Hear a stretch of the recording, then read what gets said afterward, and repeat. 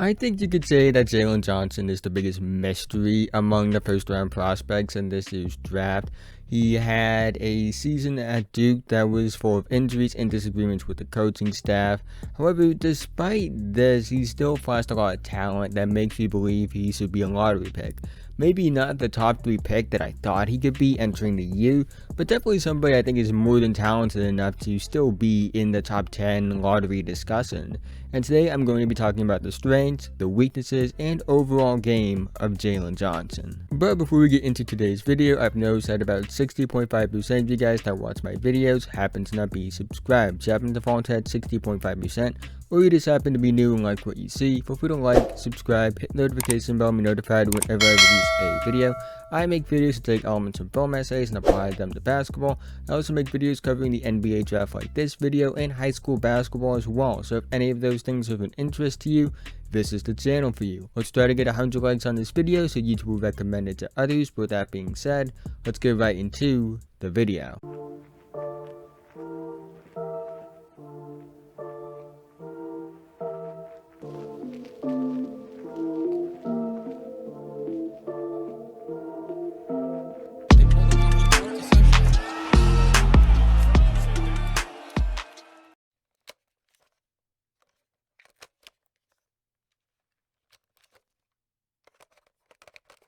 Jalen Johnson is from Wisconsin. He played his high school basketball at Sun Prairie and Nicollet. He technically attended IMG Academy but never suited up for the team, so that really doesn't count. He was ranked 9th by Rivals, he was ranked 14th by 24/7 Sports, and he was ranked 13th by ESPN by the time he finished high school. At one point, he definitely was ranked within the top 5. He would commit to play his college basketball at Duke University, where as a freshman, he averaged 11.2 points per game, 6.1 rebounds per game, and 2.2 assists per game on a 57.52 shooting percentage. However, he would leave the program after just 13 games due to injuries and wanting to prepare for the draft. When it comes to the strengths of Jalen Johnson, the first one that does stand out is his frame. He stands at 6'9", he weighs 210 pounds, and has a 7-foot wingspan. Definitely think that he could get around 225, 230, and he would still be a very functional athlete with good mobility. He's somebody that has a frame that suggests he can play both a small forward and a power forward spot. So that's always good to have, knowing the kind of skill set that he does. He's a very good athlete as well. He moves very well north to south. He is a very good vertical athlete, has great explosion. Obviously, we've probably all seen the dunk against Clemson. And, he's just a very good athlete for somebody his size, and especially at his position. Very good passing skills as well, good passing vision. He is somebody that will need to work on some things, but as a passer, but I'll talk about those in his weakness section. But he has showed a lot of very good passing signs. Only averaged 2.2 assists per game in college. That was 4 assists per game per 36. But he flashed a lot, and there were definitely flashes.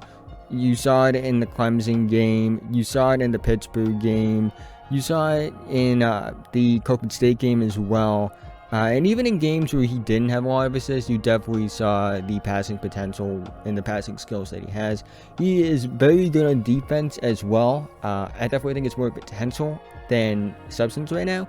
But he has shown a lot of flashes that he can become a very good defender, again, due to his frame, due to his athleticism. He's very good in offense on transition. Again, another thing that's a part of his skill set in his strength section that ties into his frame and athleticism. He can be a terror, I think, with and without the basketball in his hands, because he's a great athlete. You can have him run, jump, catch lobs, things like that. But I also think that he is somebody that is a good enough passer to the point where he can read a fast break at times. Not all the time, but sometimes. And he's a very good rebounder as well. He averaged 6.1 rebounds per game in 21 minutes, and he averaged 10.2 rebounds per game per 36 in college this year. So I definitely think that when you look at his offensive skill set and his strengths, you see somebody that has the baseline to be an all-around good player. However, like all prospects, Jalen Johnson does have his fair share of weaknesses, as well as no prospect is perfect, and I think we need to talk about those as well. When it comes to the weaknesses of Jalen Johnson, the first one that stood out was his lack of flexibility, really. There were just times he just felt very stiff, very upright. It's one or two athletic traits that I think he isn't great at. The other one being his lateral quickness. He's not a great lateral mover. I don't know about lateral movement skills enough to the point where I can say, oh, he could improve on it. I definitely think like it's possible to improve, but I don't know how much. But flexibility is definitely something I believe is fixable, and I think it's something that, you know, he probably will be working on. I think it could very much help his game as a finisher and things like that, because he's already a pretty explosive finisher. But he just needs to, you know, just be a bit more flexible. I think once he becomes more flexible, given, you know, his vertical athletic ability, you know, he could become one of the better finishers like in the league one day. That's a bit of a stretch, I would say, but I definitely think it's possible. And it could help with his body control when finishing around the basket as well. Decision making, especially as a passer, there were definitely times he made some dumb passes. You know, I think being a bit over ambitious maybe is the word to say. I definitely think there are times he sees something, but, you know, just because you can see something doesn't mean you can make the pass. And I think sometimes he thought he could make the pass and he just couldn't. Shooting, that's always been a struggle for him. The form, I think, you know, I think there's enough promise with the form to say, like, he's not going to be, like, a complete lost cause. He's not going to have to rework his form too much. There are definitely, like, lower body mechanic things that I know, so at least for me, that he will need to probably work on. But, you know, I definitely think the upper body mechanics on his side are fine. He just wasn't a good shooter. Wasn't a good shooter in high school. Really wasn't a good shooter in college. You can say, oh, he's at 44% from 3. He only took 1.4 3-point attempts a game. I will say, though, that he wasn't like necessarily completely afraid to take jumpers. So that was somewhat of an encouraging sign, but he still needs a lot of work as a shooter. The free throw numbers weren't good either.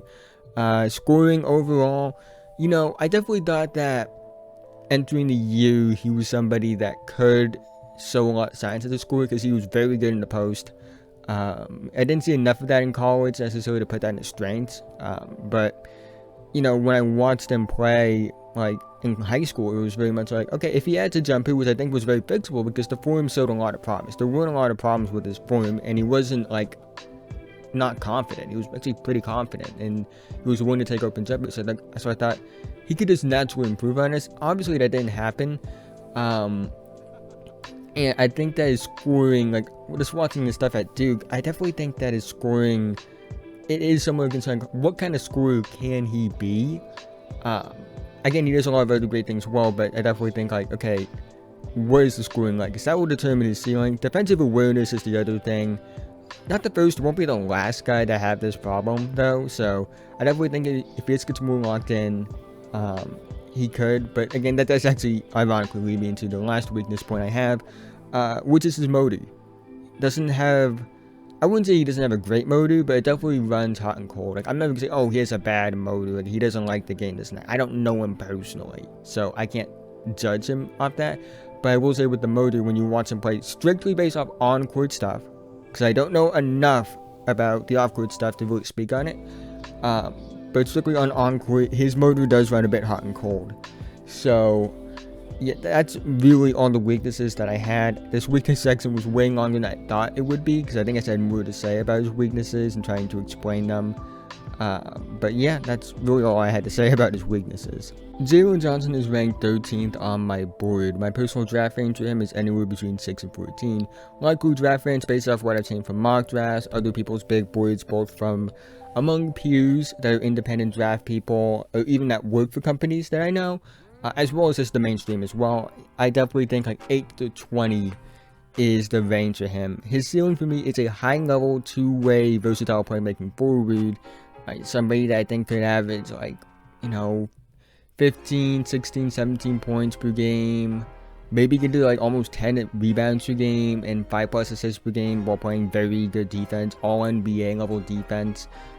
His floor to me is a back end of the rotation wing, to someone that you bring in every once in a while, can provide some passing, can provide some defense, but you only play him in small spurts due to some offensive limitations that really could hinder an offense if you play him like big minutes. I think that's the kind of forward we're looking at with him.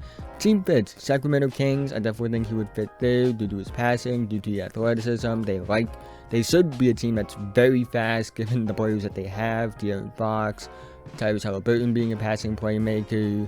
You know, Marvin Bagley's a great athlete. I don't know how long he's going to stay there, but Jalen Johnson I think would fit that kind of mold. They could use his defense as well.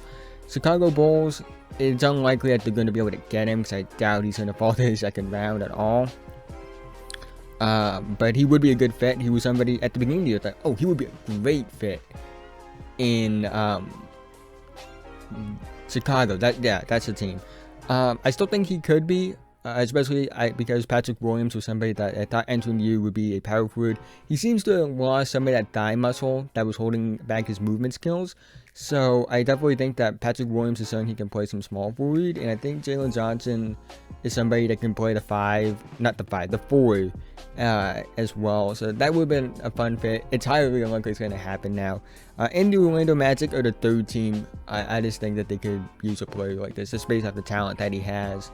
And you know, probably with that 8th pick is where you're looking at taking him, not the 5th pick. I could see him taking him 5th overall, but likely 8th overall would be the likely spot if they would take him. Just the versatility that he shows, and they love guys that have like 7-foot wingspans, and Jalen Johnson has one of those. But one thing you should notice is all 3 of these teams I mentioned either have a top 10 pick or would have had a top 10 pick if they didn't trade the pick. So that goes to show you how high I am on Jalen Johnson. Even though he's ranked 13th on my board, I think 3 teams that either again have a top 10 pick or would have had a top 10 pick, you know, would be good fits for him. And I still think he should go relatively high in the draft. I still believe in the talent.